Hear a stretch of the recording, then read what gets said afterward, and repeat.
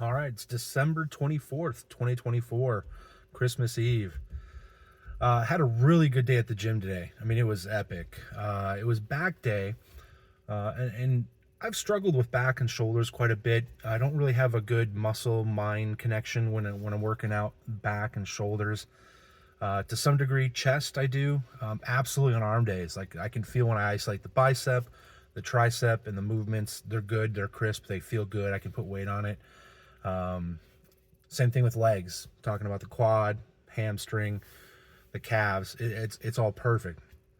But I don't have a lot of experience working out back and shoulders, and I'm having trouble getting that connection.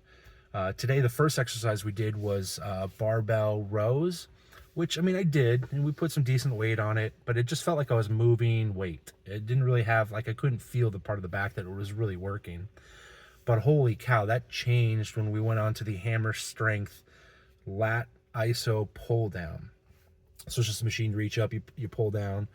It works a little bit of the bicep, but the idea is you're working the middle. I mean, I could feel it work the middle of the lat, not the top, not the bottom. It was like I could feel it in that area. And got a little cocky, and on the third and fourth set, put a little bit extra weight on, a little bit too much, but I got through it. And honestly, right after that second set of the initial weight, I mean, I could feel a burn in the muscle. I mean, that's perfect. I mean, if I can feel what I'm working out and I'm stressing it enough, not hurting it, but I'm working it good, and I get that kind of low level burn, that's the sweet spot. So that was very nice to be able to experience that today. The gym was super packed. I mean, it was busy. It felt like every machine had somebody on it. We actually had to kind of mix up our day a little bit to kind of get to the right machines at the right time or the right equipment, because there's some of them had people waiting too. I don't know if it's I didn't recognize a lot of the people. I've only been there since October, so like 2 months. So it could just be people working out from different times trying to fit it in since the gym was closing early, or it could be part of the New Year crowd. I don't know. I don't. The gym hasn't put up a sale or a special for January 1st yet, so I'm assuming it's just other people I haven't seen because they work out at different hours. But it was rather busy, so I have a feeling that's probably what most of January is going to be like. Which, for me, whatever. I mean, I'm at the point where pretty much any of the exercises that I do work out pretty well. It's a little harder to kind of have a plan when you go in. You got to kind of be fluid with it. So get through that for a few weeks until it kind of dies down again, and things will be golden again. But I was really excited. First day I've ever felt, that pumped on a back day. So yeah, holy crap. This Santa rally is a real thing, isn't it? So the last two halving cycles, Christmas, we've seen a really good pump. So we saw that 4 years ago. So that would have been 2020. We saw it in 2016. So the halving year, right around Christmas time, there's been a good pump of the entire market, not just Bitcoin, but I'm obviously talking about Bitcoin here. And we've seen a retracement of about 16% or so. A lot of people are panicking on crypto Twitter or YouTube. People that aren't familiar with the cycle process, it's not that big of a drop down, but it feels bad, especially after all the euphoria from hitting 100,000. But man, today we pumped, and alts were pumping with it a little bit harder.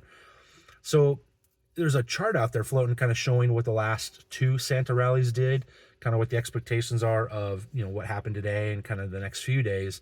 It looks like it's actually following that pretty closely again, which is interesting because as much as the narratives change from cycle to cycle, the cycles are showing to be the same thing, every single time so far.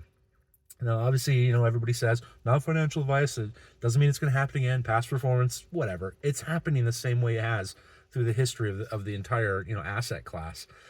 And if that happens, man, 2025 is going to be a great year. If you think about it, people are calling for like $150,000 Bitcoin. Some people are saying if we're lucky, it gets to 200. I'm like, if it gets to 200, that's a failure. That's only 100% gain from here, roughly. In 2024, we're up about 140%. In 2023, we were up 155%. And you're telling me now in the parabolic portion of the cycle, when we expect massive gains, we're going to have the lowest performance out of the last 3 years? Like, how does that connect? Originally, about a year ago, I was thinking that we would probably hit about 220 on the low end. So that was kind of like People call it the base case. I was just saying, like, if things don't blow up and do amazing, the lowest bar I see us hitting as far as the top was about 220. I think not a lot has changed in my mind other than the percentage of that being likely, meaning the low end of a kind of a prediction range is getting smaller and smaller, especially with the election, especially with the ETFs, all these things that are changing. When we get a lot more corporate adoption and, governments looking into it and buying it, realistically, and I'm not picking a specific number, but the range I see in 2025 at the peak, even if it's only a peak for a few days before it starts retracing, I'm thinking somewhere between 400,000 to 700,000 US dollars per Bitcoin is the sweet spot of where it could go. Yes, it could go higher. Yes, it could go lower. I just don't see it peaking any lower than 220. So it's going to be a really freaking great year in 2025. I mean, we've already seen some alts just insanely volatile, but to the upside. Like, I've talked about it now 4 times. Fartcoin. Yes, it's Fartcoin. I mean, even the name alone makes people in traditional finance think this is a joke of a whole asset class. And that just drives that even more in my mind. So Fartcoin has had a few retracements down to 70 cents. And I'm like, if I had money, or if I was able to sell something to put into it, I would absolutely put money in a Fartcoin. And it bumps up to 1.3 again, $3, which is, since it's fully diluted, it's a $1.3 billion market cap. Then just 2 days ago, it crashed all the way below 60 cents. I saw it at 62 cents live, but it looks like it went down to 59 cents or so before it popped back up. So in less than 2 days, about a day and a half, it's already up over 100%. It's back up to like 125, $1.25. Like, what? So this, I mean, that's a coin that could likely be one of the front runners for this year. Who knows how high that can go? So I've definitely got my eye on that. Come early January, you may see an update from me talking about me selling something so I can buy some, depending on where the price is at. Going back to this Santa rally, though, if you believe the cycles and, influencers that post that chart on X showing how, in 2016 it went up pretty high, in 2020 it went up pretty high, and then 2024 it's going to go up high again. What they're not showing you is in those previous 2 cycles, there was a massive crash in January. I mean, a huge retracement. We're talking 30+%. Now, I kind of thought that might happen in January 2025 for fundamental reasons, not just technical analysis and charting.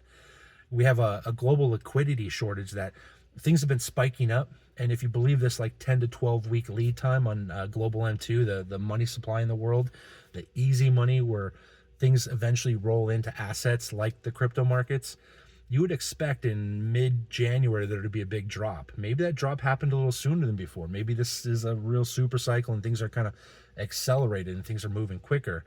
Whether they are or not, we could still see a drop in January, which would be a really good time to be able. Any of these massive drops are going to be a great time to buy. Obviously, I always recommend Bitcoin. That is the financial advice. Bitcoin should be a reserve asset. I don't even necessarily call it an investment, because what it does is it saves your time and energy and effort that you put into making capital. And instead of putting in dollars where it'll lose value, you put it into something that not only holds value, but then number go up, right? You get more money down the road. Even if it didn't, it's the best asset to put in. It can't be inflated against. But my point is 2025 is shaping up to be a very, very good year. I do think that if you're bullish, you're not bullish enough. I'm bullish. I don't even know if I'm bullish enough. There are going to be drawbacks. There's going to be massive dumps. But overall, with this volatility, this is the year to make the money. So I wish you all the best of luck on all that. Obviously, if you have any questions, reach out to me. Let me know. I'm excited. Have to figure out what I'm doing tomorrow before I go have some dinner with some friends. But yeah, it's a good problem to have to figure out. So anyway, hope you guys have a good holiday and good time with family and friends. And I'll give you an update coming up here soon. If you haven't checked out too, I just uploaded a video showing my opinions on some of the top 10 influencers to follow on YouTube, and kind of some bonus numbers about top eight people you should follow on Twitter, follow their X accounts. So if you haven't checked that out, definitely check that out. I spent a little bit of time putting that together as far as the list and my thoughts on it. Definitely want to know your opinion, whether you agree or disagree with me on that. But do me a favor, check that out. All right, see you guys on the next update.